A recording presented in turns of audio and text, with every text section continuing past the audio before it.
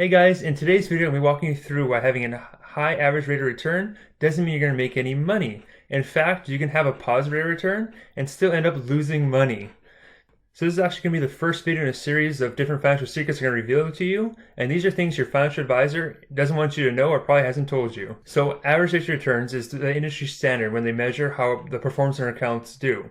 So when you look at an account statement, you're researching funds online, you're often seeing performance history, right? The average rate of return, how it did in the last 1 year, 3 year, 5 year, etc. But it's important to remember that averages are exactly that. They're just an average. It doesn't necessarily mean that's the real return of the account. Now, what do I mean by that? Let's just take a look at this example here. All right, so on the screen here is just a little table we'll walk through. So let's say you had $100,000 starting off, and let's just say that your return 1 year is negative 20%. That means you had a loss of $20,000, and you ended up only having $80,000 at the end of that first year.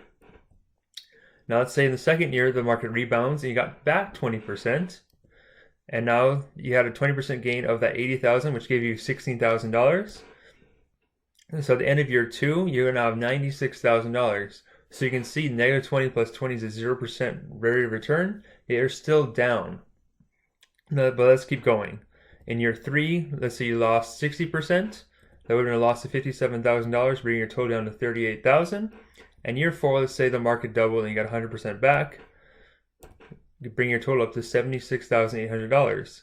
So to get an average rate of return, you just take all of the returns, you sum them up and divide them by the number of years. So if we take negative 20 plus 20, we're at 0. Take away 60, we're at negative 60. Add 100 to that, we end up with a positive 40%. Divide over 4 years, that gives us an average rate of return of 10%. Most people would see that and say, hey, this looks pretty good. But as you can see, now that I actually put numbers to it on the right-hand side here, the real return, even though we had an average return of 10%, we see that we ended up with $76,000, which means our real return was a negative 23.2%. So this is just one example of how average rate returns can be misleading and doesn't mean you're necessarily going to be making any money. So that's just one example of why average rate returns can be misleading, and even though you have a positive rate of return, doesn't mean you actually made any money. Now let's go ahead and take a look at, now let's go ahead and apply this same logic to actual market performance. So let's go ahead and take a look at the S&P 500 and how that's done over the past few years. So here we have S&P 500. So what this chart is showing you is the actual rate of returns that the market has had since the year 2000. So you can see that we have in 2000, 2002, we have the dot-com bubble burst. 2008, we had the market crash again.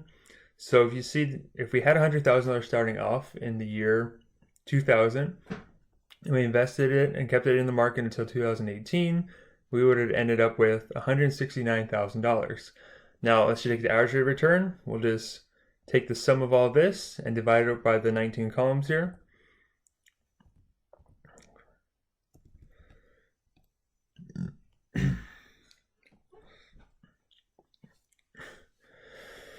All right, so let's look at the S&P. So here we have a quick snapshot of how the market's actually performed. So you can see in 2000 we have that dot-com bubble burst. In 2008 we had the market crash again. So this is the actual performance of the S&P 500.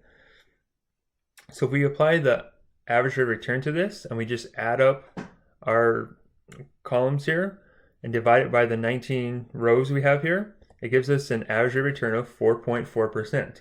So that's all the market has done in the last 19 years. Much lower than what most people think it has. Remember, that's the average rate of return. Now let's actually apply this to the actual rate of return or the real return. So again, a real return, what we're going to be doing is just taking the $100,000 that we started off with. We look down the list and we see we end up with $169,000. So we do the math on it and calculate the actual gain that we got on that. And it's only 2.8%. So quite a bit lower than what we had when we just used the average rate of return.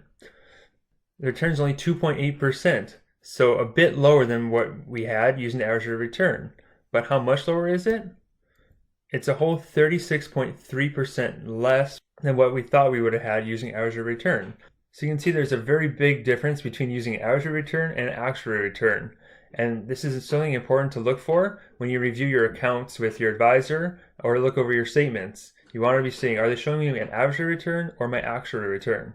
Most times they are going to show you the real return, but it's just something to look for and ask about.